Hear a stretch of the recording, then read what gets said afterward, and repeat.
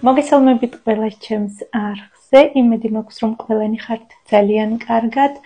დღეს არის ოთხშაბათი, როგორც უკვე ნახეთ, ქადებს ვაცხობ. დღეს დაიწყო ჩვენი დღესასწაული, ანუ კლოჭის დღესასწაული. დღეს ვაცხობთ ქადებს, უამრავ ქადებს, რომელიც უნდა გავცეთ და ასევე გამოვაცხობ დიდ ქადასაც, ეგრეთ წოდებულ კლოჭს. ალბათ ნახეთ ვიდეოში, ცალკე გადავიტანე და დავამატე უпростоრად შიგ ჩავდე მონეტა, ხვალ, მოკლედ დღეს ამ მონეტიან ცომს გამოვაცხობ და ხვალ დილით ოჯახის უფროსი მამაკაცი ჭრის ამ კლოჭს ოჯახის წევრების სახელზე და ვისაც შეხვდება ეს მონეტა, იმ წელს იქნება ბედნიერი. რაც შეეხება დანარჩენ ქადებს, პირველი ქადა დედა ჩემი ყოველთვის ასე აკეთებდა და მეც ასე ვაკეთებ.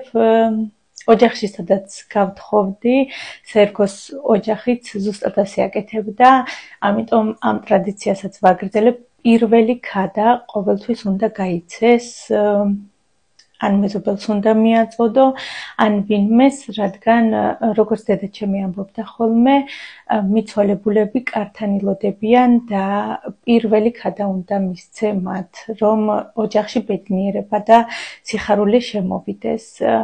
ამის გამო პირველ ქადას ვაცხობთ ყოველთვის 2-ს ან 3-ს ერთად, რომ ერთი გავიდეს და ერთი ეგრევე შეიჭამოს. მოკლედ, რადგან სასწაულად კარგი სუნი დგება შემდეგ სახლში და შეუძლებელია, რომ ელოდო შემდეგი ქადის გამოცხობას.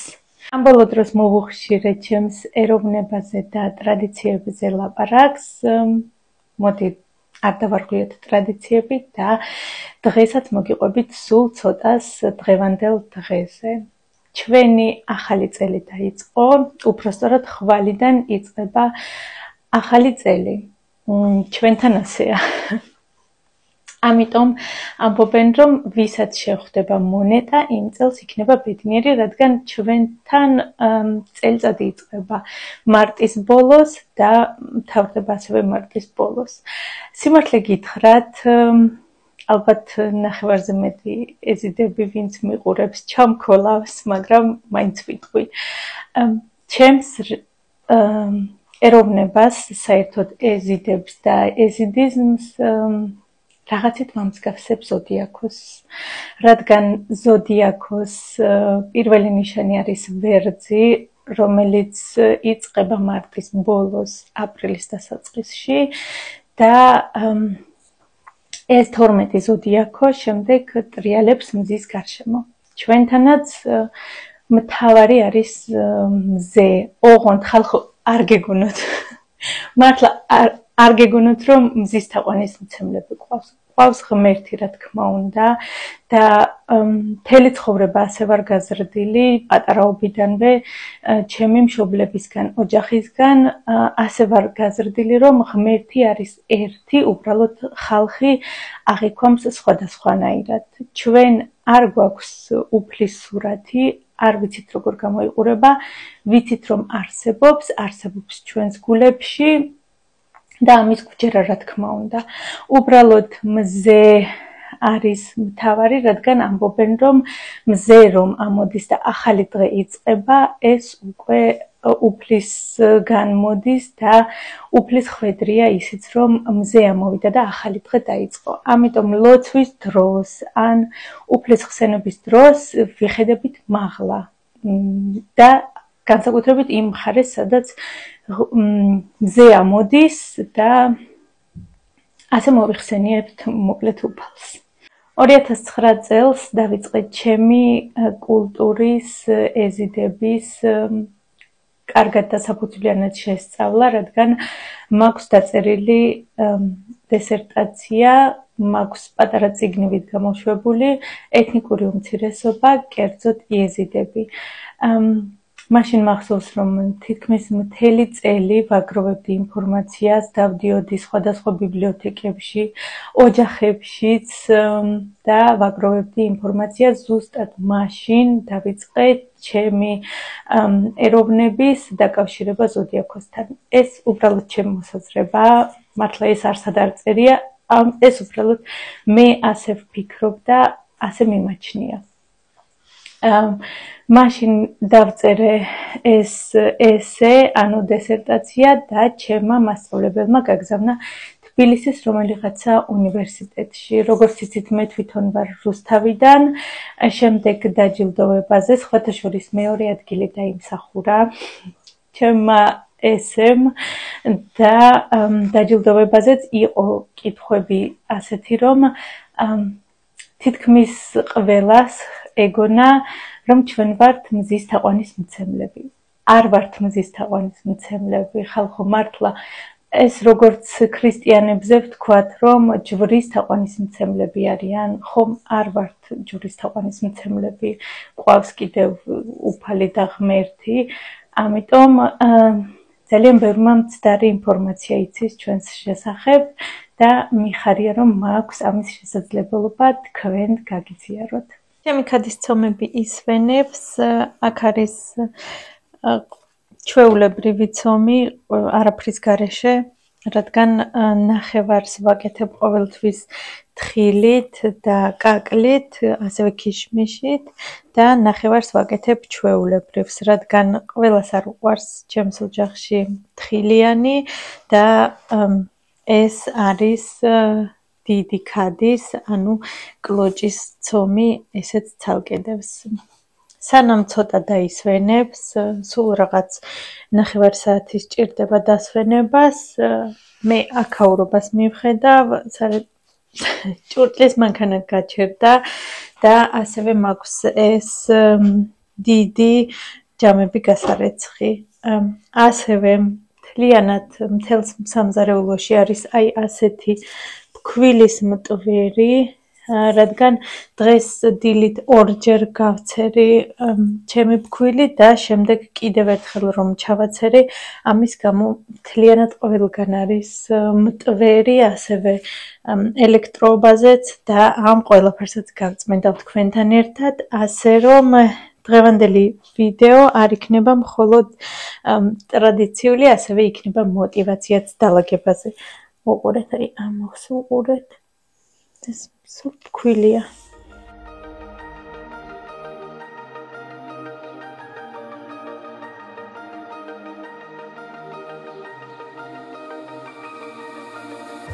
Blinding lights, lost in your eyes, feeling the pressure. You and I, spending the night, chasing forever. For you, oh no, I'd be your one and only. Don't let me go, don't leave me lonely. Say you'll stay through the pain, say you won't go running. Let me in through your veins, get off on my loving.